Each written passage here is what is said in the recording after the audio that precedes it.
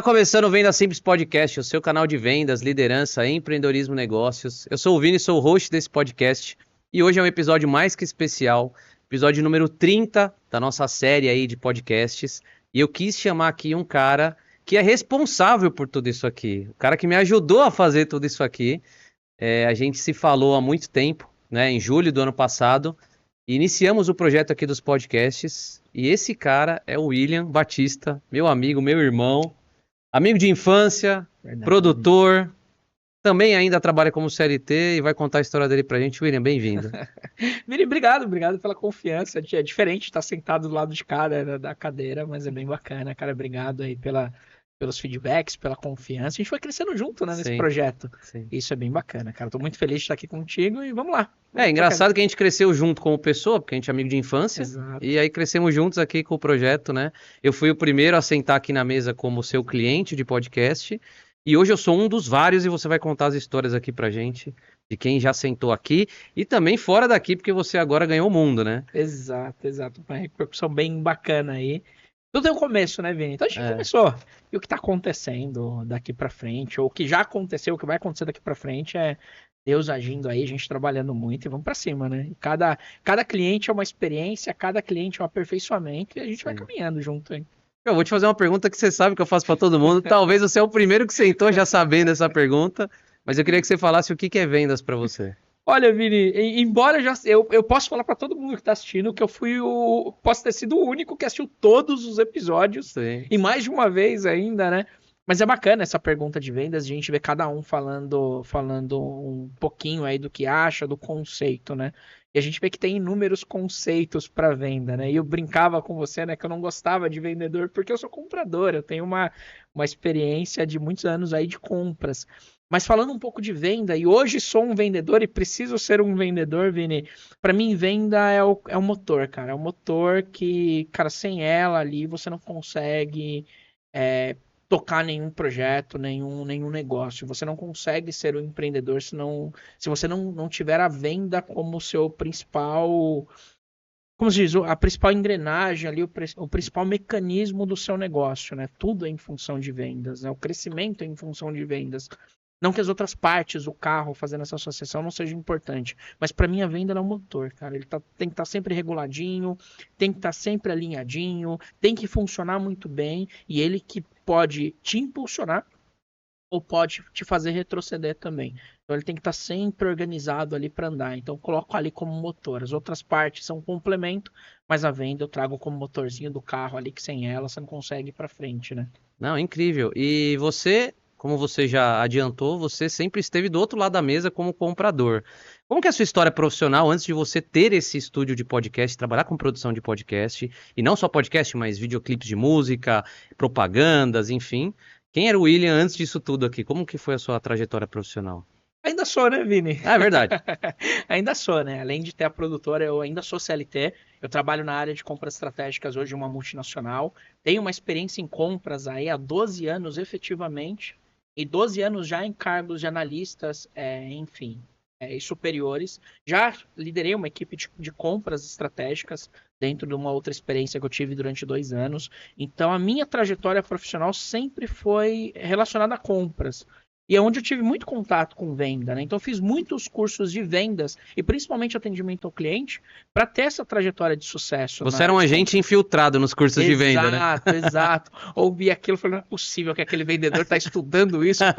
Não é possível. Então, hoje, eu te falo que isso me ajuda bastante nos meus negócios, essa estrutura, mas às vezes me atrapalha também, né, Vini? Porque a gente, estando do lado de compras, sendo uma profissão que os vendedores odeiam, né? Eu já tive participando de reuniões onde o cara falou que não gostava de lidar com o comprador, porque o comprador via o lado da empresa.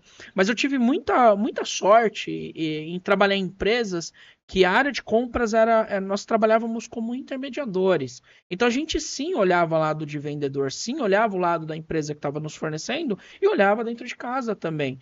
E eu tinha muito uma filosofia, e essa filosofia eu trago de uns 8, 9 anos, para cá, né? Então não quero fornecedores, nós queremos parceiros, nós queremos relações duradouras. E eu sempre tive oportunidade, eu sempre lidei com compras de serviços. Então não eram compras de produtos que você comprou, troca fácil. Então eu tinha muito contato. Hoje eu tenho vendedores, hoje eu tenho empresários que eu tive a oportunidade de negociar, que são meus amigos pessoais. Então isso é muito bacana. Então eu tive a oportunidade de atuar em grandes empresas de compras e trazer esse tipo de relacionamento. Me ajudou muito na questão de ser serviços, né? Então, serviço você tem um contato mais direto, você consegue entender um pouquinho mais das negociações, não que de produtos não seja assim, mas eu acho que ter essa experiência na área de compras, principalmente de serviços, me ajudou muito a estruturar essa questão aqui da produtora, mas também, de novo, como eu falo, né? Às vezes me atrapalha um pouco porque eu não consigo muitas vezes ter essa malícia que o vendedor tem, né? Então a gente traz uma trajetória, não que o vendedor seja incorreto, nada disso. Mas a gente traz uma filosofia mais de interesses mútuos, né? De querer compartilhar os interesses sem querer tirar vantagem. Eu já participei de várias negociações que vendedores você via claramente que queria tirar vantagem. Sim. E hoje não sou assim. Então isso me dificulta, porque às vezes tem cenários que a gente precisa tirar vantagem mesmo. Sim. Mas enfim, é um pouco Mas da como que trajetória. você parou em compras? Porque assim, você sempre trabalhou como comprador, mas você sempre quis ser comprador? Foi algo que aconteceu e você acabou ficando e gostando ali? Ou foi algo que você buscava no começo da sua carreira, assim? Como que você parou? Porque eu vou, assim, só fazendo um paralelo. Eu sempre quis ser vendedor, porque meu pai era vendedor, e aí eu admirava o jeito que os caras gostavam dele, porque meu pai ajudava os clientes a resolver os problemas dele. Eu falava, cara, que incrível, ele é um solucionador, eu quero ser esse cara aí.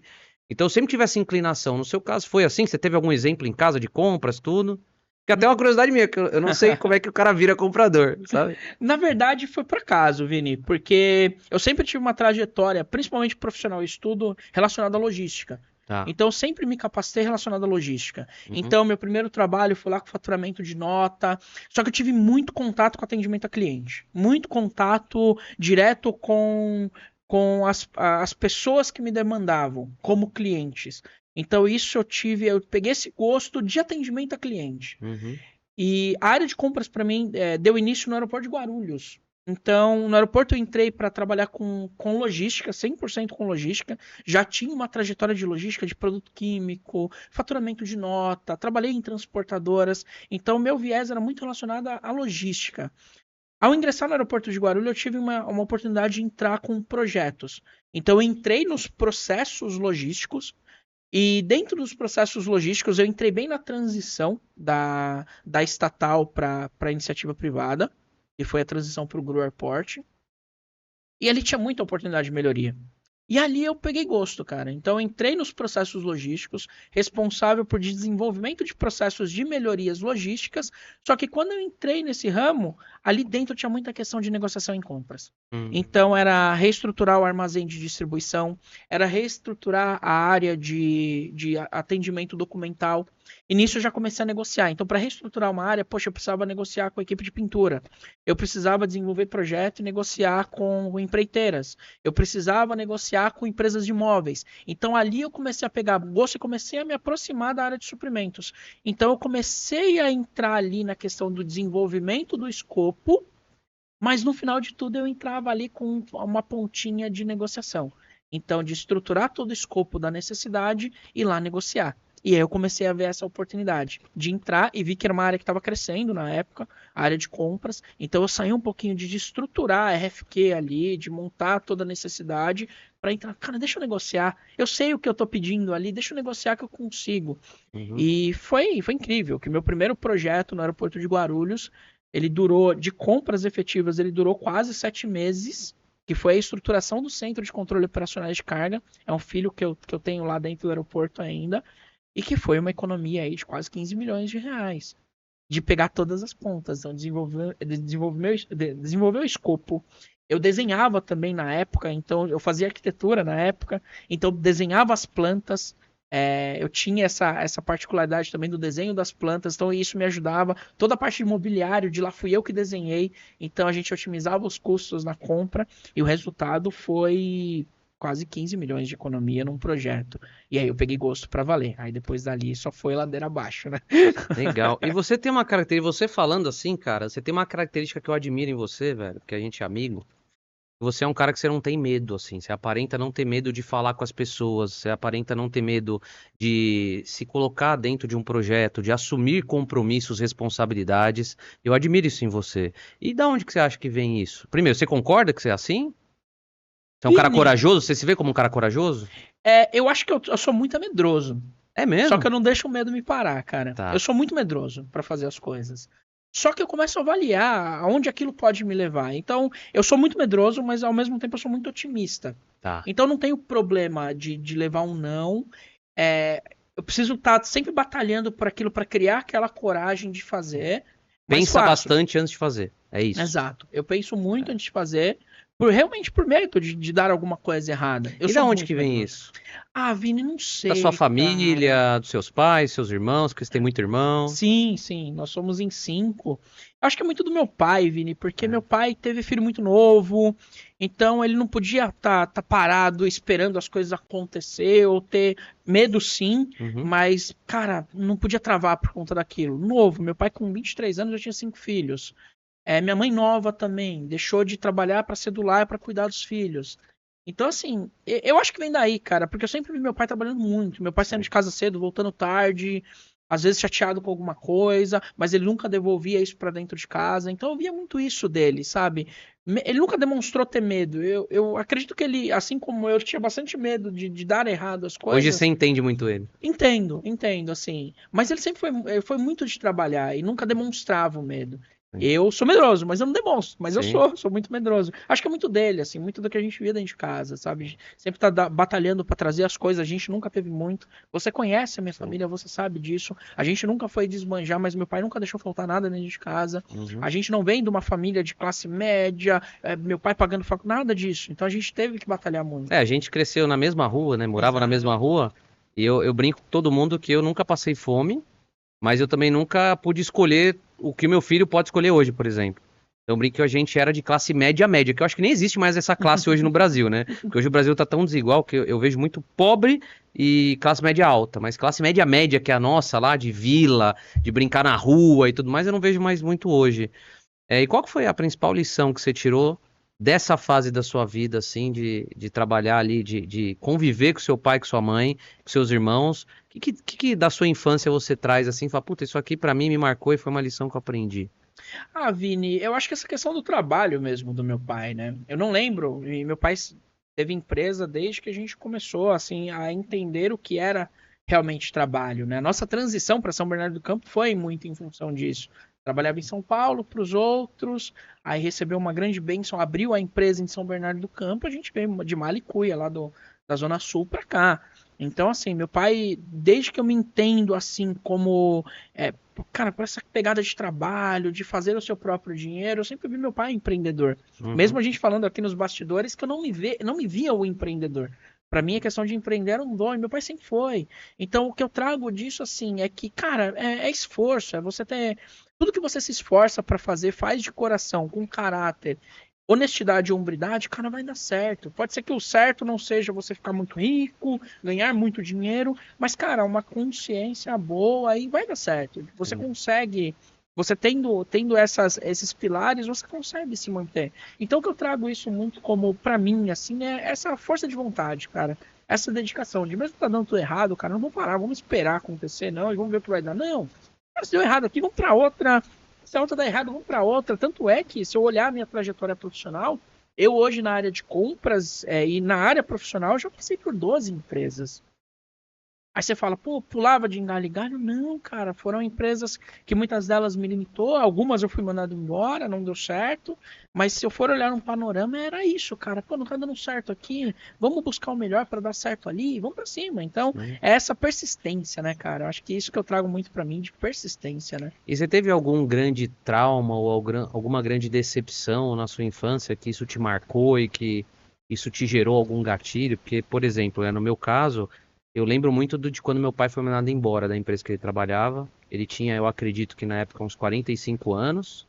Eu devia ter ali na faixa dos 16, 15, 16. Então já entendi o que estava acontecendo. E eu via, cara, foi a primeira vez que eu vi meu pai chorando, foi a primeira vez que eu vi a minha mãe preocupada, que minha mãe sempre foi muito otimista.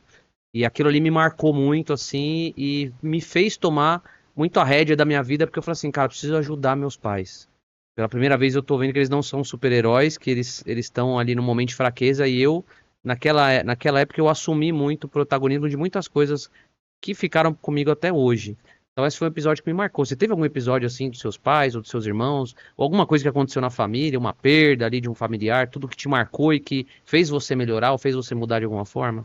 Ô, Vini, cara, pode até parecer incrível o que eu vou falar, mas não, cara, porque quando eu vejo a trajetória do meu pai foi uma trajetória de muito sucesso. Porque Ah, meu pai tem até a 8ª série, meu pai não se formou na escola, hoje é dono de uma empresa, tem uma empresa consolidada, tem uma trajetória de vida muito bacana. Meus irmãos também, você conhece. Então a gente não tem uma trajetória de multimilionários, quem sabe um dia eu vou chegar nisso, não batalho pra isso também. Mas não, cara, eu sempre vi meu pai muito, muito batalhador e meu pai ele não demonstrava muito assim o que estava dando de errado. Às vezes a gente via, percebia, pô, a gente ia marcar de sair e não saía. Aí ia pro shopping, tomava só um sorvete, aí não comia nada. Então, era alguma decepção que meu pai tinha tido ali na trajetória dele, mas mas nada não que te afetava. demonstrava. Não, não, pelo contrário. A gente via meu pai sempre batalhador. Então, isso não, cara. Uhum, Isso eu te falo que eu não tive essa experiência ruim, assim, de decepção. Tive sim, as minhas próprias, de desemprego, de falta de conquistas, algumas coisas assim. As minhas sim. experiências. Mas de trauma, assim, de ver as experiências ruins do meu pai. Já vi meu pai nervoso com o cliente, mas meu pai sempre foi muito batalhador, então Sim. eu nunca trouxe alguma carga de insucesso dele, aquilo que me fez ser melhor ou pior, não, cara. Ah, Isso eu não trago. Eu tive as minhas, como eu te falei. sei. Então, quando você passa realmente por desemprego, de você dobrar o joelho lá e chorar, falar, e agora? Poxa, eu lembro até hoje um fato, eu tava no aeroporto na época, muito bem. E foi na época da liberação da terceirização. Eu tinha acabado de voltar do Chile com a Kat. Aí eu olhei no. A gente voltou do Chile, olhamos no. A gente tinha feito um planejamento atrás do armário do guarda-roupa de casa, né? De todas as nossas ambições para aquele ano. Então chegamos no fim do ano, voltamos do Chile no finalzinho de janeiro, olhamos aquela lista, falei, poxa, mano, a gente virou o ano com R$ 1.000 na conta, não tava devendo para ninguém. Mas, cara, a gente não conseguiu fazer nada do que a gente planejou aqui, né? E ela, triste pra caramba, e era coisa assim, de casa, trocar porta, fazer Sim, os sim. móveis, enfim. E aí, olhando aquilo, eu falei, caramba, né, viramos o ano sem fazer. E aí, não deu 15 dias, eu fui mandado embora do aeroporto. Ah, Eu falei, e não. aí? E agora? E tinha acabado de. Fazia 2 anos que a gente estava com o nosso apartamento, estava bem consolidado no aeroporto, com entregas incríveis. Mas foi um corte geral. Foi, no dia foram umas 400 pessoas mesmo fora, Uma naquele mesmo situação dia. totalmente fora de controle, né? Não, fora. E no dia eu cheguei, eu falei, eu senti. Na hora que eu cheguei no aeroporto, eu falei pra Daniel, eu vou ser mandado embora hoje. Por que você tá falando? Eu falei, eu tô sentindo isso. Tanto é que eu ia me despedir das pessoas, as pessoas não acreditavam. Falou, William, para de brincar. Eu falei, não, tô saindo. Recebi ligações de diretores, falando, não, William, poxa, a gente tentou. Eu falei, não, mas, gente, é uma É o jogo. fase, é uma fase. E aquilo foi um trauma. Eu falei, cara, eu não posso mais passar por isso. Eu não quero mais passar por isso. E aí foi aonde veio aquela formiguinha a mosquinha do empreendedorismo. Eu falei, não, a gente precisa ter não uma fonte de reserva, né? Mas ter um plano B Sim. que a gente consiga se manter até acontecer. Porque hoje, quando você fala no CLT, você saiu aqui, se você não for pra rua amanhã procurar, e aí? É. E aí muita gente não acredita em plano B. Principalmente quem é CLT. Não, meu plano é esse, eu acredito no plano A e eu não trabalho com plano B, porque se eu trabalhar com plano B eu vou dividir minha energia, o meu plano A eu vou me dedicar aqui e tá aqui, é isso que eu vou fazer. Qual que é a sua visão sobre isso, antes da gente falar sobre a sua transição? Você acredita em plano B? Você acredita em ter um plano só? Vini, eu não acreditava até ter o estúdio. E a gente fala sobre isso um pouquinho mais pra frente. Mas eu não acreditava até ter o estúdio. E hoje eu vejo que é necessário. O estúdio hoje está na minha mão. A gente tem a nossa produtora. Graças a Deus ela está muito bem consolidada. Mas eu não tinha plano B. Para mim, por falta de tempo, né? Quando você pega um CLT, e hoje eu sou o CLT, você tem uma jornada de trabalho muito longa. Então você não, às vezes não tem um tempo para pensar num plano B. Às vezes o plano B é o estudo, para, poxa, se eu sair, eu vou estar mais capacitado para ir para o mercado de trabalho, enfim, vou estar mais competitivo. Então, às vezes o plano B é esse. Mas, cara, eu não pensava em plano B antes de ter o estúdio. Hoje eu penso, se isso aqui vai dar certo, amém, vamos pra cima. Se não der, eu quero ter um outro plano B. Eu quero ter outras. O C, o O D, C, o o E? D. Porque, cara, não é ganância, é ambição, cara. Ganância já puxa mais um nicho aí de pecado, mais de fazer a qualquer coisa. Não, é ambição, você tem que ter essa ambição, porque é difícil, cara. Você, como eu passei pelo aeroporto, você chegar lá pra trabalhar, você mandando embora, aí você começa, e as contas que vem de fundo de garantia, é umas contas que você vai fazendo aquela prospecção, ela vai acabar tão rápido, que você nem imagina. Então, assim, é ruim você não ter o plano B. Tá. Então, mesmo que o plano B esteja dando certo ou não, é interessante ter, porque é aquilo que você falou do esforço, né? Há muitos que te falaram que, não vou dedicar o esforço todo aqui ou ali, mas aí quando você perde o plano A, o seu esforço fica 100%. Exatamente. E aí um plano C, D, enfim. O que fez eu mudar minha chave nessa questão foi um livro, Pai Rico, Pai Pobre. Eu brinco que a minha vida sempre muda com livros, assim. Eu sou leitor, você sabe que eu gosto. Eu leio muito, eu gosto de ler. E até é engraçado a história da leitura, eu nunca contei no podcast, né? Eu acho que eu comecei a gostar de ler, eu não tenho certeza, por causa do meu pai, porque eu sempre fui uma criança muito atrevida, né? Pra não falar outra palavra. E meu pai nunca me bateu, só que a forma dele me punir, ele me colocava no banheiro, me trancava e me dava um livro. Ó, lê esse livro aí pra você se acalmar, que você tá muito acelerado. E, cara, eu com 10, 12 anos, meu pai me dando livro de economia, livro de poesia, livro de aventura tal. E sabe o que ele queria fazer? Ele ia dormir e me trancava no banheiro. Eu ficava 2, 3 horas trancado num banheiro e só com o livro. Aí, cara, eu ficava lá nervoso, ficava chutando a porta. Aí uma hora eu olhava pro livro e falei, vou ler isso aqui. Eu acho que veio daí o gosto, né? Então a curiosidade. Mas um livro, de fato, que é o Pai Rico, Pai Pobre, eu li com 18 anos ele. Nesse livro, ele me apresentou o quadrante do fluxo de caixa, dizendo que 85% do mundo é empregado, aí 10% é autônomo, 5%, 4% é dono de empresa e 1% é investidor. E ele falando que a maneira mais inteligente de você enriquecer é você fazer a transição passo a passo. Então, na visão dele, todo mundo começa como empregado, aí você tem que ter um segundo negócio ali em paralelo como autônomo, e aí você tem que transformar esse negócio numa empresa, que aí ele chama de empresário quem tem mais de 100 funcionários. Mas hoje eu acredito que com a internet e tal, eu nem me apego aos 100 funcionários. Eu acho que é quando você tem um sistema trabalhando para você. Ele fala que no último momento, que seria, que ele até brinca que é na terceira parte da vida, né? Que é a partir dos 50 anos ali, você se dedicar a ser investidor em empresas, em autônomos e em empregados, para você ter ali o seu conforto, sua vida financeira garantida. E aí a frase que ele usa nesse livro é: nunca coloque seus ovos na mesma cesta, porque se a cesta cair, todos os ovos quebram. Você divide os ovos em várias cestas e uma delas cai, você não sente tanto. E resumindo, né, é meio literal isso, mas para quem não entende, eu entendi que se você tiver vários negócios, você não tem o risco de um deles dar errado e você ficar sem dinheiro, ficar numa condição desfavorável de um desemprego e tudo mais. E desde que eu li esse livro, cara, eu era CLT na época, eu tomei a decisão ali, eu falei, cara, com 40 anos eu quero ter 10 negócios. Não sei de onde eu tirei o número 10, velho. E eu tô com 39, né? Ano que vem eu faço 40. Eu tô longe de ter 10 negócios, mas hoje eu já tenho 5. Tá Então, chegando. assim, construindo muito, pô, a fábrica lá que a gente tem 25 anos, aí a minha consultoria tem 10 anos, aí a minha distribuidora tá com 5 anos, quase 6, aí agora eu tô com uma outra distribuidora, tem escritório com a minha esposa também, de advocacia, então eu tô construindo essas várias cestas justamente com essa visão. Eu acredito muito no plano B, no plano C, no plano D, e eu acho que quando você investe em pessoas, e aí que tá o grande pulo do gato na minha visão, você não precisa dedicar o seu tempo. Porque o que eu aprendi também nesse livro Pai Rico, Pai Pobre? Tô falando um monte dele que é pra vocês lerem, hein? Pega o livro e lê, ou ouve o audiobook. Eu não li ainda, mas... Ele fala o quê? Ele faz uma pergunta. Quantas horas você tem de trabalho no seu dia hoje, William? Um dia que você trabalha pouco, quanto você trabalha? Cara, um dia que eu trabalho pouco, um dia que eu trabalho pouco, são 9 horas. 9 horas, beleza. Você concorda comigo que se você tiver uma segunda empresa, ou você for CLT numa outra empresa, você consegue ter mais 9 horas? Não. Ou até consegue trabalhar 18 horas por dia, você vai se matar, mas dá pra fazer. Tem gente que faz. Agora, se você quiser ter uma terceira fonte de renda, você consegue mais 9 horas do seu dia? Não. Sim. Agora, se você me contratar para eu fazer uma parte do trabalho e eu dedicar 9 horas também, você já tem 18. Aí se você contratar a Caterine, você já vai ter mais 9 horas. Se você contratar mais um, você vai ter mais 9 horas, mais 9 horas. Então muita gente hoje me perguntam assim, Vini, como é que você consegue fazer o que você faz? Porque você tem, pô, vários negócios, tudo, investindo em pessoas, porque tem gente que tá disposta a vender a hora.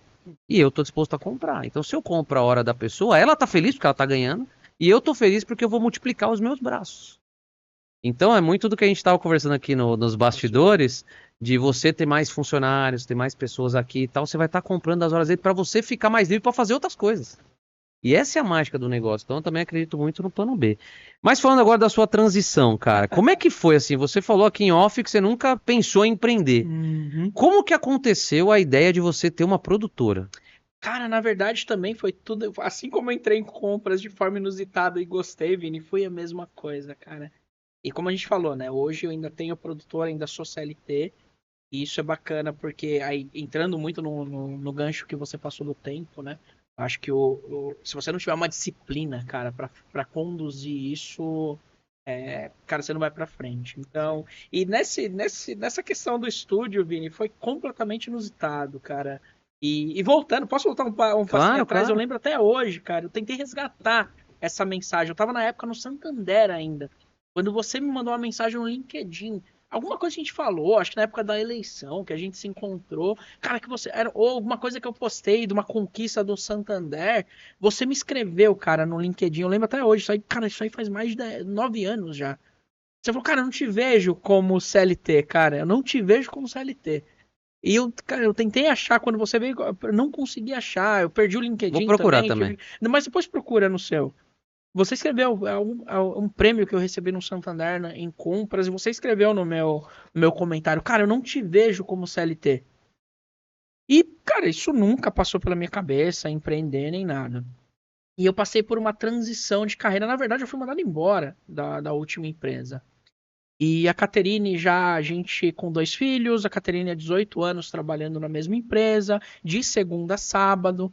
E um dos maiores questionamentos que eu via dela era: poxa vida, vejo pouco meus filhos, enfim, não me vejo com a oportunidade de estar mais tempo com eles, o meu trabalho é um pouco mais complicado, e você começa a se deparar.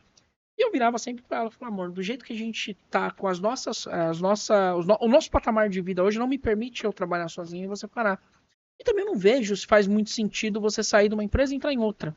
Então, e começo de empresa a gente sabe que é mais complicado, né? Você dedica mais tempo, você quer aprender, você quer demonstrar mais resultado, então você acaba se desgastando mais. E ficou naquilo, né? Vamos levando, vamos levando, vamos levando. Aí eu fui desligado da empresa.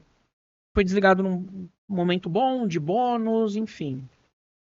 Falei, e aí? Aí eu escutei um certo coaching falando essa bela de uma frase, né? Se você depende somente de uma fonte de renda, você é escravo.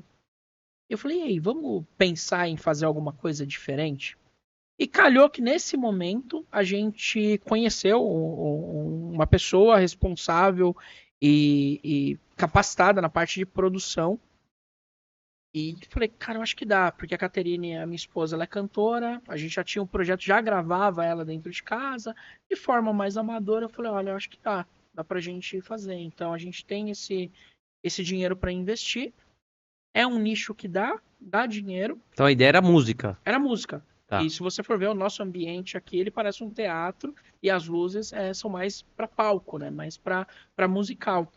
E a ideia era música. E aí investimos aqui.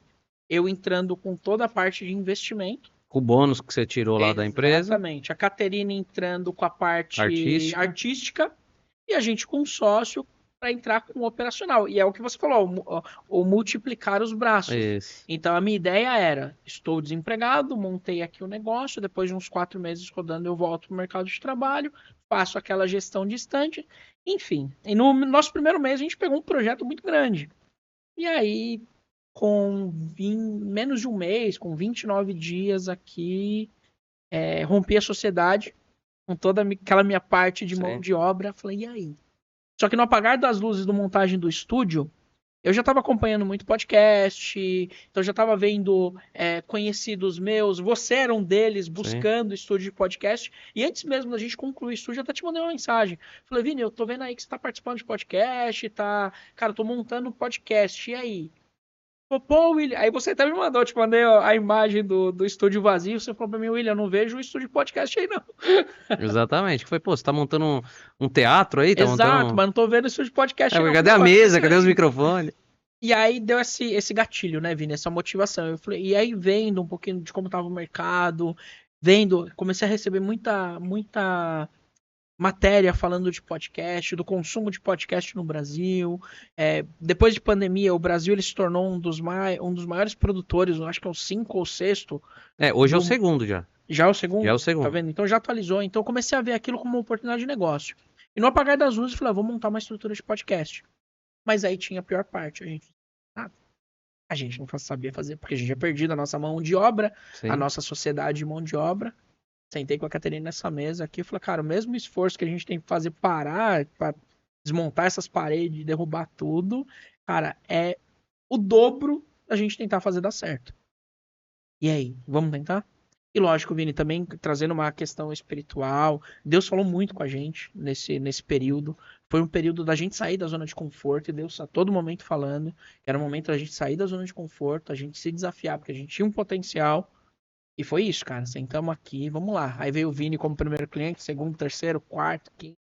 Chegou meses que a gente não estava dando conta de atender demanda. Trouxemos pessoas freelancers para ajudar. E a gente completou aí 1 ano e 6 meses de estúdio agora no mês passado. E, cara, só crescendo, né, Vini? Então foi essa loucura, essa coisa completamente insana. Tivemos sim um planejamento, sentamos. Como eu sou do corporativo ainda, sou formado em contabilidade também, então fizemos um planejamento de negócio. Aí quando a gente veio para cá, a gente pensou no local para vir também, para a região, então a gente fez um plano de negócio. Só que, cara, no primeiro mês aquele plano de negócio foi totalmente frustrado, perdi minha mão de obra, perdi o meu sócio. E aí, o que a gente vai fazer? E a gente foi se capacitar, a gente leu muito, estudou muito, buscou muito cursos. Começamos a nos unir com pessoas corretas, começamos a buscar pessoas corretas para estarem com a gente, nos ajudando. E Deus abençoou demais e a gente chegou onde a gente chegou hoje, cara. E é muito bacana. E qual que foi o seu maior desafio nessa trajetória toda do estúdio? O maior, assim, que você fala assim, cara, esse aqui eu achei que não ia dar e aí Deus falou comigo e deu. Cara, não só Deus falando, mas, cara, é começar do zero, Vini. O maior desafio pra gente foi. Aliás, todo dia é um desafio, porque a gente começou do zero, Vini. A gente falou nos bastidores Sim. aqui, né? Eu não tive padrinho, eu não tive conselheiro, eu não tive mentor. Eu e a Caterine, cara, a gente começou do zero. Começamos a ligar uma câmera do zero, a Caterine começou a editar do zero, que hoje ela é toda a parte criativa do estúdio, além da artística. Então, assim, foi do zero. Então, todo dia pra gente é um desafio. Para mim, buscar cliente é um desafio. Para mim, romper a sociedade foi um desafio gigantesco. E, cara, o medo que você falou no começo da conversa. Então, cara, todo dia é um desafio. Buscar clientes, para mim, é um desafio. É assustador. Então, daquela preocupação de entregar. E hoje é uma. Embora todo mundo precise da mídia, hoje é muito difícil, porque a gente tem uma concorrência, não digo que desleal, Vini, porque o nosso público, ele é exigente, mas muitas das vezes não reconhece o trabalho.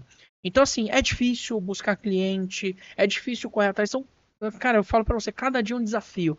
Foram desafios grandes da sociedade, romper a sociedade pra gente foi um desafio. Foi um desafio grande de aprender a lidar com isso. Foi um desafio grande eu passar pro outro lado da mesa agora, ser um vendedor. E aí, como eu faço essa entrega pro meu cliente? Como eu conquisto esse meu cliente? Se eu sempre tive do lado de lá e sempre tive essa questão de vendedor, às vezes é muito malicioso. Sim. Enfim, será que é tudo isso mesmo?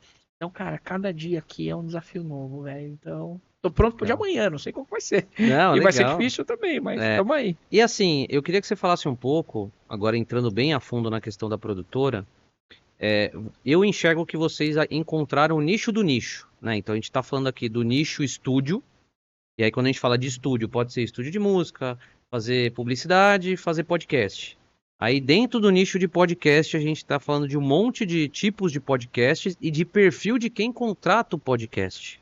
E a gente tá falando aqui em off que vocês se especializaram muito no nicho empresarial. Queria que você falasse um pouco como isso aconteceu, qual que é a sua visão sobre esse nicho empresarial, por que não focar em influenciador, em casa de aposta, em, sei lá, coisa de fofoca. Eu vejo que a maioria dos trabalhos de vocês são mais voltados para o público empresarial mesmo, e hoje muito do esporte também. Como que as coisas foram acontecendo aí? Qual que é a sua visão sobre isso? Vini, interessante a pergunta, e eu acho que isso a gente traz muito da experiência do mercado de trabalho, né? Então, a Kate, com 18 anos aí de convívio com empresários, com investidores, enfim. Eu na área de compras, negociando grandes contratos, grandes negociações. Então, essa casca do mundo corporativo tá muito na gente, assim, realmente da experiência. Você gosta também desse mercado? Gosto porque eu tenho muita propriedade em falar, Vini. Uhum. Isso é muito bacana. Então, quando chegam os nossos clientes, quando chega um influenciador, é que a gente já atendeu influenciador, já fizemos cobertura de evento de influenciadores, mas, cara, quando você fala com propriedade com o seu cliente, é diferente. A gente sente essa diferença, não só para nós, mas para o outro lado também. Então, hoje, a gente tem público aqui de advogados renomados, então, a gente tem públicos de esportistas, mas também muito relacionado à gestão no esporte. Hoje a gente consegue, Vini, atender um influencer em qualquer tipo de categoria. Hoje nós somos contratados para produzir podcasts de influencers, mas a nossa casca ainda está muito no corporativo. Isso é muito legal, porque, de novo, a gente fala com bastante propriedade. Hoje sentam pessoas, empresários aqui, que até mesmo dando a dica do posicionamento da câmera, dando a dica da forma de fala, dando a dica, a gente consegue dar insights pro cara que vai sentar aqui. Isso é muito legal, cara. Sim. Muito legal. Pô, você falou isso, poxa, você já trabalhou com isso? Eu falei, né? Advogados, negociei muito advogado. Hoje a gente tem um público bastante grande de advogados aqui. Então isso nos traz um pouquinho mais de contato com o nosso público. Então, a gente trouxe essa capacitação do meio corporativo, dessa experiência realmente. Isso está nos dando muita conexão, Vini. Sim. Quando você falar só empresários, não, hoje a gente atua com todos os públicos. A gente já recebeu aqui atrizes, advogados, esportistas, tanto aquela pessoa mais ignorante no sentido de não ter um estudo, como uma pessoa mais estudada, como gestores. Então, assim, a gente consegue ter essa conexão. Isso é muito legal. A gente consegue atuar. E, de novo, eu volto muito a falar do corporativo. Porque tanto a Caterine como eu, a gente lidava com empresas multinacionais, mas eu lidava com startup. Eu lidava com aquele cara que estava começando agora. Eu entendia, então a gente tinha essa flexibilidade de formas de conversas. Negociava advogado, mas eu estava negociando a compra de um barco com um cara que vende ali, que ele mesmo fazia. Sim. Era um cara com uma educação um pouco mais baixa, com um jeito de falar diferente. Então a gente foi se adaptando a esse tipo de formalidade, então tipo de contato. Isso está fazendo total diferença pra gente. Não, e isso vai muito com uma coisa que eu falo nas consultorias, que é o seguinte, né? Todo cliente, ele busca uma solução, por exemplo, o cara que quer ter um podcast, independente se é famoso ou não, ele busca uma solução e ele sempre vai atrás de quem é bom tecnicamente. E vocês já criaram esse nome que vocês são bons tecnicamente. Só que ao mesmo tempo, todo cliente ele abre mão de um serviço que é bom tecnicamente, sempre por questões comportamentais.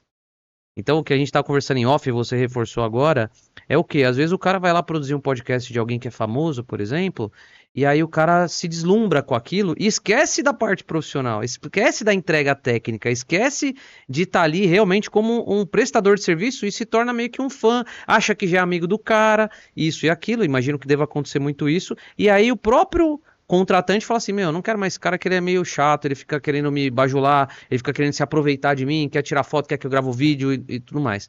Imagino que aconteça muito isso. E um feedback que eu deixo sempre pra você, cara, que você, a Caterine, e vocês pra mim são referência em comportamento, em postura. A gente tá aqui no 30º episódio. Cara, não teve nenhum episódio que quem eu trouxe aqui não ficou maravilhado com vocês. Não tem um episódio que quem eu trouxe aqui, quando eu saio daqui, a pessoa me manda um áudio, ou me encontra no dia seguinte, ou fala comigo, cara, porra, o William e a Caterine lá, meu, o estúdio é legal, eles são super gente boa, os caras manjam, meu, adorei a qualidade do material. Então é tanto elogio que eu falo, cara, vai lá e vira cliente deles também. E teve alguns que viraram. Alguns que viraram. Então, assim, eu acho que o caminho que vocês estão trilhando vai muito de encontro com um livro, cara, que eu recomendo pra todo mundo também, que chama Estratégia do Oceano Azul. Já leu esse livro? Já ouvi falar, mas não li. Esse livro, o que ele fala? Que você, em todos os mercados, você tem 2 tipos de oceano que você pode navegar como empresário. E aqui você é um empresário.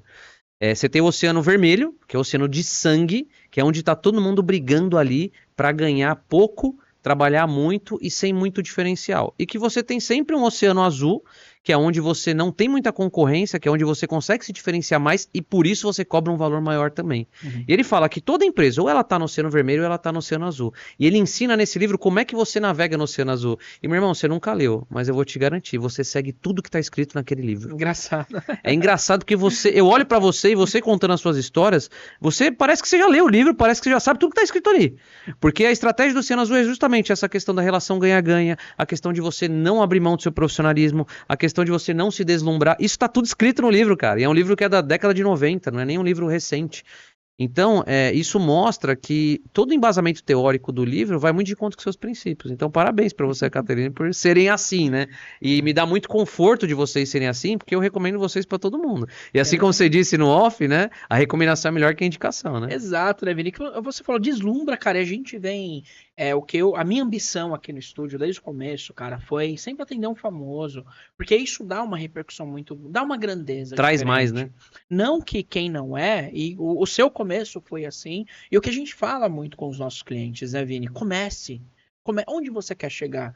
Saiba que esse é um nicho de atuação que você tem que ter constância. Esquece, a gente começou o nosso podcast Papo e Negócios há 2 meses. Cara, quando você olha 100 seguidores, é quando você olha, poxa, 7 episódios feitos. Cara, a gente bateu uma audiência aí de quase 70 mil visualizações. Nosso Instagram foi visitado 70 mil vezes, com 100 seguidores. Então, assim, é um nicho que, se você não tiver cuidado, vislumbra. E você se frustra se você não consegue chegar. Então, a gente consegue vender isso muito pro nosso cliente. Cara, comece. Não importa, a gente tem exemplos. Você mesmo. A gente chegou na XP junto, né? Sim. Fazendo um evento grandiosíssimo, cara. Sim. Hoje eu te levo como exemplo para alguns clientes nossos. Cara, para entrevistar, hoje a gente pode dar nome aqui, né? O Nelson Williams hoje. Sim. As pessoas pagam para entrevistar. Max Peters, você o Barsi. Cara, e assim... E onde você chegou? Vamos olhar. O Neymar, né? Do Instituto Neymar. Exato. Vamos chegar no seu Instagram, no seu YouTube. O quê? 200 seguidores? Não, acho que nem isso. Olha as portas que se abriram. Sim. Por conta da constância. E, cara, tá lá batendo. E sabe o que eu falo para todos os meus amigos? Que as pessoas não entendem porque eu faço podcast. E tá tudo bem, porque eu também não entendo. Eu simplesmente comecei. Lembra quando eu falei pra você, William, eu quero ter um podcast, porque eu sou muito convidado, e aí aqui eu vou abrir por que eu montei esse podcast. eu fiz 5 podcasts como convidado antes desse, e me incomodava como as pessoas não sabiam me perguntar as coisas. E eu falo assim, cara, aí eu tinha que falar pro cara a pergunta que ele tinha que me fazer. Por quê? Porque eu falava, cara, eu não sei se é tão fácil fazer, e eu não sei se o cara não tá preparado, mas como o vendedor gosta de perguntar, eu falo assim, cara, eu queria que ele me perguntasse isso, e os caras não perguntavam. Então eu falei, cara, eu vou fazer um podcast pra eu entender se é difícil mesmo isso, se a pessoa que não tava sabendo perguntar, e também porque essa pessoa aqui, né, que não é uma pessoa, esse equipamento, que é essa câmera aqui que tá me gravando, ela me intimidava demais, cara. E aí eu falei pra você, William, eu quero fazer esse podcast porque eu quero me desinibir, eu quero ter conteúdo, eu quero ter material. E o que eu falo pra todo mundo, isso é muito fruto do seu trabalho, da Caterina, então muito obrigado por isso. Desde que eu montei o podcast, eu aumentei meu faturamento pessoal, o dinheiro que entra na minha casa em 3 vezes, cara. Só por causa do podcast. Eu tenho metrificado isso, como clientes que vieram através do podcast. O cara fala assim, oi, eu sou amigo do Saddam, eu vi que você entrevistou ele no podcast, eu vi que você falou que você dá consultoria de vendas, eu tô precisando de consultoria de vendas. Oi, Vini, tudo bem? Eu vi sua entrevista com o Evandro Montagner, eu sou cliente do Evandro Montagner, eu preciso de uma ajuda aqui em vendas e tal. Eu consegui aumentar meu faturamento através do podcast. Aí eu queria te fazer uma pergunta agora, para você ajudar quem tava na mesma situação que eu tava antes, que queria fazer um negócio, não tinha muito por que começar. Por que você acha que o podcast hoje é uma ferramenta importante para quem tem negócio? Vini, primeiro vamos falar do público. O público hoje ele tá muito exigente. A televisão ela caiu em desuso. Então, o público ele tá muito exigente. Ele quer assistir o que vai realmente interessar para ele. Então, eu começo falando primeiro do público. Segundo, para quem tem negócio, cara, é a principal ferramenta de divulgação da sua marca. Tá? Ele gera credibilidade, ele gera robustez, ele gera uma maior aceitação. Legal, você vai comprar alguma coisa, o seu cliente vem para você e fala, eu participei de um podcast falando do meu negócio, dá uma olhada lá eu falo um pouquinho mais do meu produto. Me liga, mas se você quiser acompanha ali o podcast, eu dei uma entrevista bem bacana falando sobre isso que você está me perguntando. Então, cara, isso gera... O podcast, ele gera muita conexão hoje. Então, e é o que a gente fala muito, que a gente escuta aqui, já escutou nos seus podcasts, de outros clientes. As pessoas querem conexão com pessoas. O podcast, ele te dá a oportunidade de você abrir sobre a sua empresa e te fazer com que as pessoas se conectem com você. Com quem tá falando ali. Que é o Vinícius, que é o dono do Venda Simples, que tem a Atomy, que tem 5, né? Os 5, eu não vou lembrar todos aqui. O podcast, ele conecta muito, Vini. Ele conecta muito. É uma porta, assim, gigantesca. Tanto para quem faz... E aqui a gente até deixa uma dica, Vini, para os nossos convidados, as pessoas que sentam aqui como convidados ou como cliente. Se você tem vontade de fazer um podcast, ou se você não tem didática de fazer, invista em patrocinar podcast. Invista em... Se você não quer sentar aqui para falar da sua empresa, deixe que os outros falem de vocês no podcast. Deixe que os outros falem da sua empresa no podcast. Isso é muito bom, isso dá uma visibilidade muito boa. O que eu falo muito, Vinícius, com meus clientes aqui, a gente não tem nenhum episódio de podcast que bateu menos de 200 visualizações. Cara, 200 visualizações são 200 possíveis clientes para o seu negócio. Cara, é muita coisa. É muita coisa. Tenta chamar 200 pessoas para qualquer coisa, para Faz uma churrasco. palestra. Não, um churrasco até aqui, nem é trabalho. Exato. Você não consegue chamar 200 pessoas para fazer um churrasco. Não Imagina para 200 pessoas para ouvir falar da sua empresa. Então, assim, sempre vai ter alguém para te ouvir, cara. Sempre vai ter alguém. Que seja uma pessoa, que sejam 200, que sejam 5 milhões, sempre vai ter alguém para te ouvir. Você falou aqui, né, Vini? Aumentou o seu faturamento. Sim. Por conta da constância. Lógico, tem que ter um conteúdo muito importante. Só que, cara, hoje tá tão aberto o mercado, tem tanta possibilidade, tanta oportunidade, que você pode ser convidado para um podcast de comédia e expor a sua empresa, a sua vida e como você é, e conquistar cliente através daquilo. Sim. Então, podcast hoje, Vini. O Brasil é o maior consumidor de podcast do mundo. Tá batendo aí na casa de 30 milhões de visualizações por mês em podcasts. Gente, independe do podcast. Se é um podcast famoso, se é um podcast que o Vinícius me mandou o link ali pra eu ouvir, se é alguma coisa que você viu um corte no Instagram e abriu lá para ver um conteúdo, ou se é somente o corte que você tá ouvindo. Então, o Brasil é o maior consumidor de podcast do mundo. E qual que é a sua visão sobre os cortes? Qual que é o poder do corte? Cara, é de um alcance gigantesco, Vini. Você tem o seu próprio exemplo, né? Uhum. Quando você compara o seu episódio completo com o corte, a gente vive numa geração muito imediatista. As pessoas não querem perder tempo em ouvindo tudo. Não, cara, hoje é vídeo de 1 minuto, 60 segundos, aquilo que te prende. Então o corte, ele te possibilita fazer isso. E de você alcançar pessoas, aquela pessoa que não tem um tempo de ouvir, alguma coisa assim, dependendo do insight, dependendo do conteúdo, mas o corte é o que alavanca muito o podcast, o conteúdo do podcast. Uhum. Então o corte, ele tem um poder de um alcance muito maior, e você é prova disso, né? Você tem vídeos lá que bateram 30, 40 mil visualizações em cortes. Gente, são 40 mil potenciais clientes. Sim. E aí, eu sei que existem vários tipos de... Não sei se são formatos ou podcasts, que eu já ouvi falar de fakecast, por exemplo. Exato. Aí tem o podcast, que é o que a gente está fazendo aqui. Quais são os tipos, assim, para que serve cada um? E você que é especialista aí, pode ajudar quem está buscando. Vamos lá, Vini. Mudou o nome agora, né? Que algumas coisas também vão se Sim. atualizando, né? Fakecast mudou agora para videocast. Videocast muitas vezes quando você faz o podcast, você também, eu te dou muito como exemplo aqui que você é meu cliente, às vezes o seu convidado, ele gera muito mais corte que você, e você não tem o tempo, o time no podcast de fazer. Porque se realmente está comigo aqui, você quer ouvir minha história. Uhum. Então, quando você pega no contexto geral do podcast, gerou só conteúdo para mim, não gerou para você. Então, muitos empresários, muitos clientes nossos, a gente fez isso muito no começo. A gente já tem cara, se eu te falar aqui, mais de 200 vídeos gravados de videocast, que na época era o fakecast. As pessoas terem essa oportunidade da câmera, da robustez do microfone, da qualidade da imagem, do áudio, de botar insights e até mesmo se testarem, né, Vini? Então o videocast as pessoas usam muito para isso, para lançar uma mensagem específica daquele tema, para puxar para um gatilho para alguma outra coisa, ou para um podcast que aquela pessoa está pensando em fazer, ou para a própria empresa, ou alguma ideia de vida, algum insight, enfim. O videocast é muito utilizado para isso. O podcast, ainda assim, ele tem uma repercussão muito boa. E de novo, eu tomo você como exemplo, porque eu acho que teve um hater no seu lá que falou, mais um fake cast aí. Ele achou que eu tava fazendo, Exato, né? Eu acho que foi você que comentou. Falou, dá uma olhada lá que o episódio completo está no YouTube. Exatamente. Então, assim, muitas pessoas estão usando o videocast para complementar. Tá. Para que impulsione as pessoas pro canal, pro YouTube para assistir, para que gere um conteúdo que às vezes não teve oportunidade de falar. E a gente recomenda alguns dos nossos clientes, né? Cara, grava 10 episódios, avalia se você tem conteúdo para você, depois grava um só você. Você já Sim. fez isso aqui, falando dos livros que você lê. Então Uhum. isso é muito interessante, Vini. Legal. Aí tem o podcast, que é isso que a gente tá Exato. fazendo. Tem algum outro formato? Porque assim, todo mundo acha que podcast tem que ter uma mesa, 2 microfones, 2 cadeiras, mas tem podcast que é em sofá, como a gente fez lá na Exato. Feira do Empreendedor. Tem podcast, não sei se tem algum que é em pé ou se tem algum que é num cenário. Como funciona essa questão? Qual o formato que você acha que mais é atrativo? É a mesa mesmo? É o sofazinho? Ah, Vini, não tem, cara, uma especificação. Na verdade, o podcast, a essência do podcast mesmo é só áudio, não é vídeo, né? Tá. A essência do podcast é áudio. Uhum. Então, a gente teve essa mescla, mudou-se, a gente nomeou agora o áudio e o vídeo como podcast, enfim.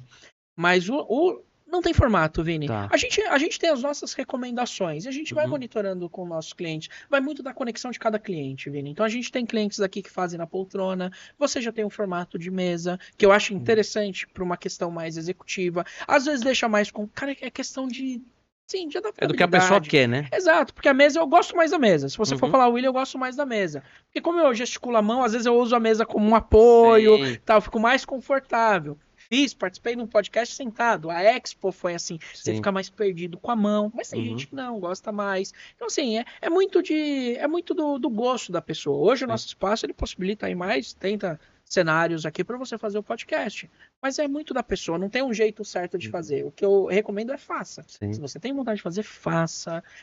Bote o que você tem para falar aí. A gente tem até um vídeo em que em breve a gente vai soltar realmente disso, assim. Tem alguém para te ouvir. Então, não deixe de expor a sua ideia, de expor a sua marca, a sua empresa. Ah, porque eu ainda não decidi o formato. Ai, porque eu não decidi aonde. Ai, não decidi se eu faço. Cara, vai ficar para trás. E você falou uma coisa legal sobre a constância.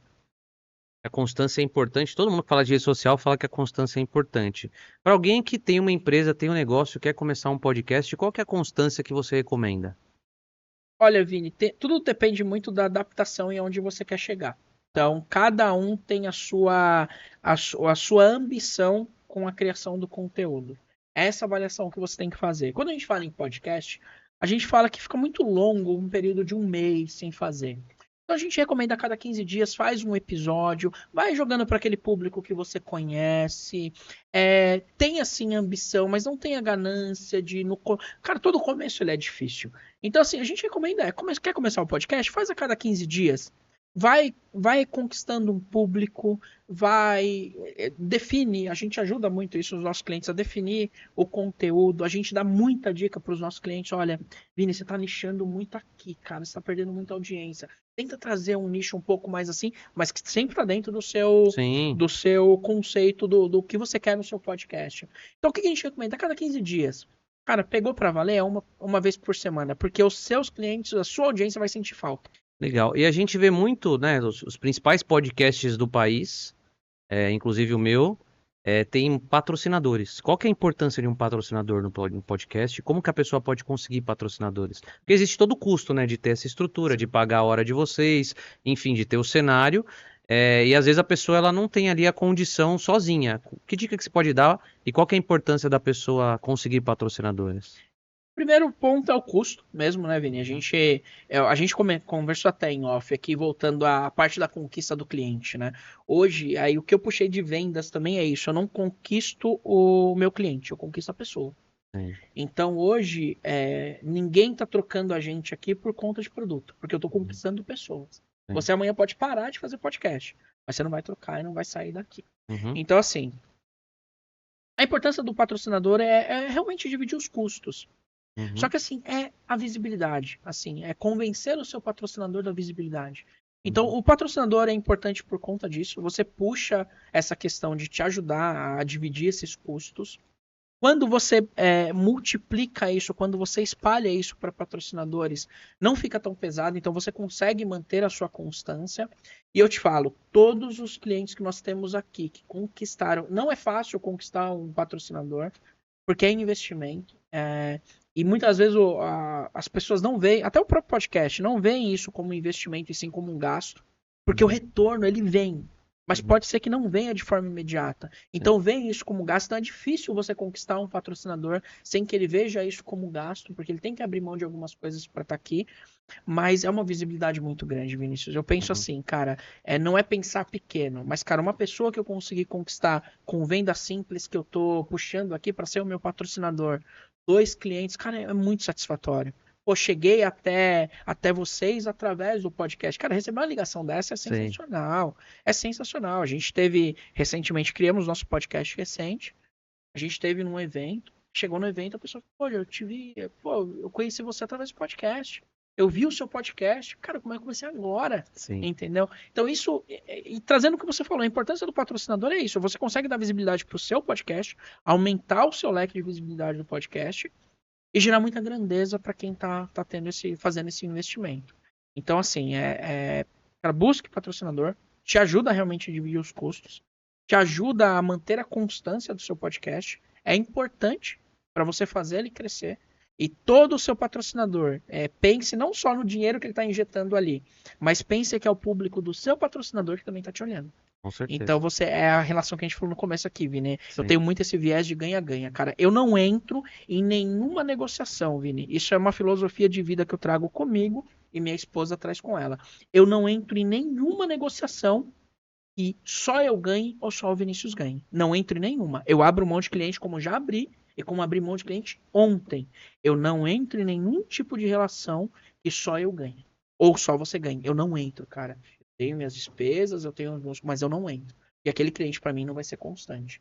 Então essa relação de patrocínio, de você ter quem tá te investindo ali, é uma relação ganha-ganha, você pode ter certeza disso, cara. Eu tenho um caso curioso sobre patrocínio, que a For Unique, que é uma das patrocinadoras do nosso podcast, ela me abordou num evento porque ela tinha visto o episódio com o Murilo, e eles eram amigos do Murilo, que é meu amigo, que veio aqui, que sentou aqui acho que no 6º episódio.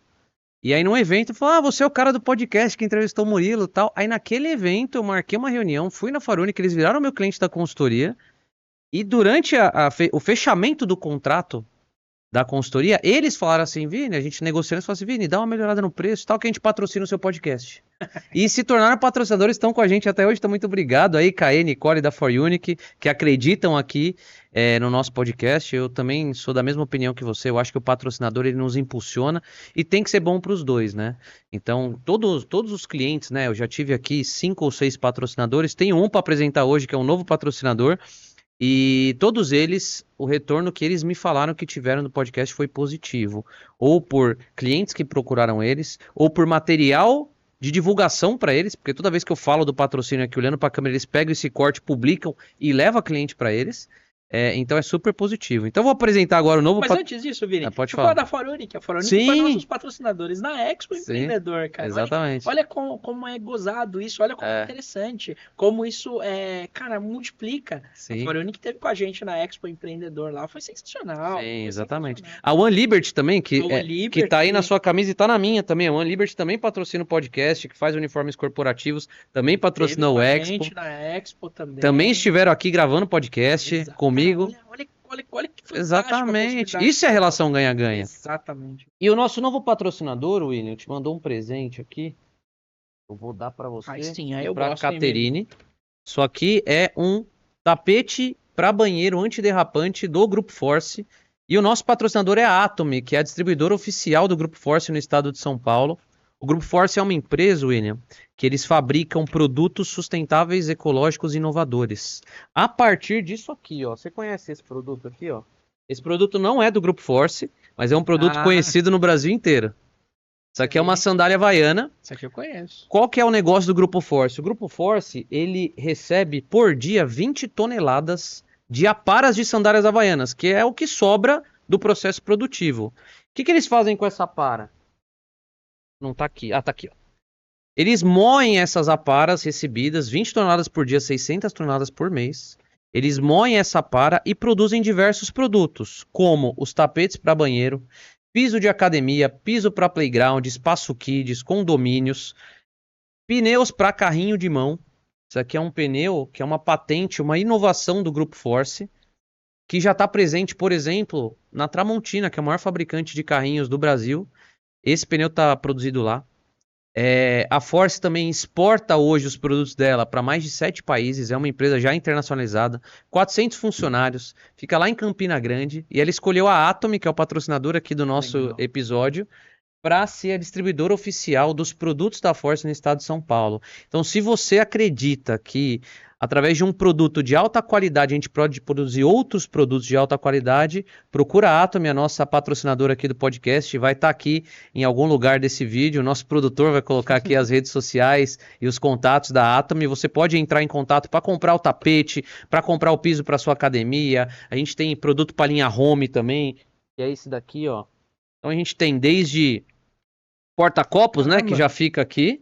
Esse aqui já tá com a gente há um ano já. Há um ano. Porta-copos, descanso de panela, jogo americano para sua cozinha. Então a Force ela tem soluções extremamente inovadoras e tudo isso feito com material reciclável. E todo mundo conhece a fama da Havaianas, né? Sim, É um dos produtos brasileiros mais vendidos no mundo, produto elegante, confortável, durável. Então os produtos da Force seguem esse mesmo padrão de qualidade. Então entre em contato com a Atomy e adquira aí os produtos para sua academia, para sua casa, enfim, para o seu lar, tá bom? Então, legal. Obrigado Grupo Force, e aqui fica o presente para você e para Caterine. Top demais. Esse tapete você pode colocar no banheiro, na parte de dentro do banheiro, debaixo do chuveiro mesmo. Ele é antibacteriano, ele não fica cheiro. E ele tem uma durabilidade aí de no mínimo 2 anos, que é a garantia que você tem nesse produto. Cara. 2 anos de garantia no produto. E aqui é toda a linha home também. Então, obrigado Grupo Force, obrigado Atomy por acreditar aqui no nosso podcast e pra gente poder falar bem de vocês aqui. E não só isso, né, Vini? Geralmente, quando eu recebo algum presente, algum brinde aqui dos nossos clientes, a gente sempre deixa para compor o cenário aqui para fazer a divulgação, né? Uhum. Porque é aquilo que a gente falou, né? Relação ganha-ganha, né, cara? Exatamente. Então, se só eu ganhar, não é que vantagem que eu tenho nisso. Exatamente. Então, isso é muito legal. Então, Grupo Force, obrigado aí. Atomy, obrigado. Vai estar com a gente lá em casa e aqui também no estúdio. Com certeza. Vou deixar mais aí para vocês colocarem no estúdio. Legal. Will, eu queria ficar 2 horas com você aqui, mas o nosso tempo... Assunto, hein, cara? Tem assunto. Vamos ter que gravar outro episódio depois. Daqui 30 episódios eu te chamo de novo. Aí com a Caterine, talvez, aqui junto, se ela topar. E eu queria que você falasse aí pro pessoal, assim, deixasse um recado final, principalmente você que agora está nessa jornada empreendedora. Exato. O público do nosso podcast é majoritariamente empreendedores ou vendedores. Então, que dica que você pode dar para alguém que está na jornada como você está? Ah, legal, Vini. Primeiro agradecer, né, Vini? Obrigado aí pela oportunidade. Não gosto muito de falar, eu prefiro estar do outro lado das câmeras ali. Mas obrigado mesmo pelo convite, pela oportunidade. A gente estava protelando essa entrevista, mas era por mim, tá? Sim. Não era por você, não. Mas obrigado. E, cara, a dica que eu dou para aquele que está na jornada, cara, continue. É o que a gente falou aqui, né, Vini? Constância. Seja constante. O mundo do empreendedor é aquilo que a gente ouviu muito aqui nos podcasts do Vini, cara. Pô, tem hora que você vai estar lá em cima, tem hora que você vai estar lá embaixo. Tem mês que vai ser muito bom, tem mês que vai ser muito difícil. Mas é você se reinventar e não desistir, cara, e persistir. Se é o seu plano A, se é o seu plano B, C, D, não importa. Então, dê continuidade, persista, acredite, faça o bem, tenha caráter no que você está fazendo. Então, traga isso para você. Então, é o que a gente falou aqui, relação de ganha-ganha. Não queira só você ganhar, queira compartilhar isso. Não é feio, não é doação, não. É a questão de você estar junto, de querer crescer junto. O Vinícius é testemunha disso aqui no podcast. A gente sempre quis crescer junto, estamos crescendo junto.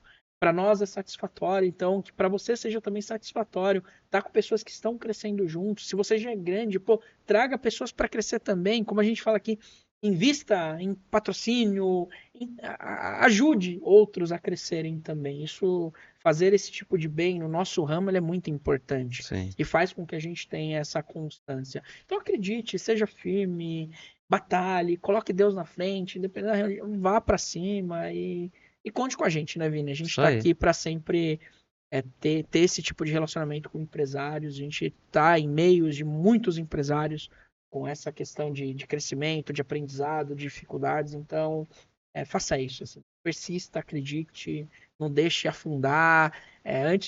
Pode estar ruinzinho lá, mas peça ajuda antes. Venda simples, aí tem a consultoria. Cara, aqui é sensacional. Então, cara, acredite no seu negócio, vá para cima e use de artifícios para crescer sempre. E É se isso. alguém quiser fazer o seu próprio podcast, quiser gravar uma propaganda, uma publicidade, ou se tem o dom da música, quer gravar um clipe aqui, como é que as pessoas acham a sua produtora? Legal, gente. A nossa produtora é WK Produções. Vai estar no link aqui desse episódio. Então sigam a gente lá. Tem vontade de fazer, tem dificuldade, nos acione. A gente vai estar trocando uma ideia. A gente está com um serviço novo agora também, né, Vinícius? A gente criou o nosso podcast Papo e Negócio, também com viés de falar com empresários. Então, quer se ambientar, quer participar com a gente aqui do podcast também, entre em contato com a gente. Então, a gente tem esse serviço que a gente presta também para gerar material para vocês, para gerar essa robustez, para trazer vocês para dentro do estúdio, para ficar mais familiarizado com esse ambiente. Mas pode achar a gente aí pela rede social, pelo Instagram, estão todos os nossos contatos lá. Acionem nossa equipe, ela vai estar aí para te atender. A gente faz institucional, vamos até a empresa de vocês também, por aí o nosso portfólio é gigantesco. Então entre em contato com a gente. Meu irmão, obrigado pelo seu tempo, Vini, por todo esse conhecimento, foi muito legal o papo. Para você que nos deu essa moral aqui de ficar até agora, compartilha, manda esse episódio aí para quem quer fazer um podcast, para quem quer entender esse mundo, para quem quer entender também essa transição do CLT pro empreendedorismo, que não foi uma transição ainda, né? Porque ele faz os dois, então se você tem alguém que está nessa jornada também, manda episódio para ele. E muito obrigado e nos vemos no próximo. Valeu.